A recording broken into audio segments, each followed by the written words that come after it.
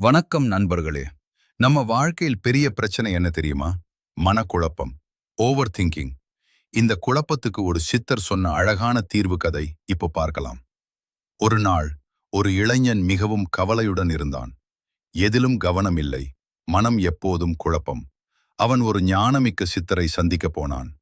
சாமி, என் மனசு எப்பவும் அமைதியா இல்ல, என்ன செய்ய என்று கேட்டான்.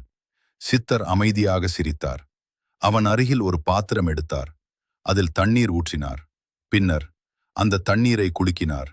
தண்ணீர் உடனே மங்கலானது. அதில் எதுவும் தெளிவாக தெரியவில்லை. சித்தர் கேட்டார், இப்போ இந்த தண்ணீரில் உன் முகம் தெரியுதா? இளைஞன் சொன்னான், இல்லை சாமி. சித்தர் எதுவும் சொல்லாமல் அந்த பாத்திரத்தை கீழே வைத்தார். சில நேரம் கழித்து தண்ணீர் மெதுவாக அமைதியாகியது. அது தெளிவானது. சித்தர் மீண்டும் கேட்டார், இப்போ பார்க்கிறாயா?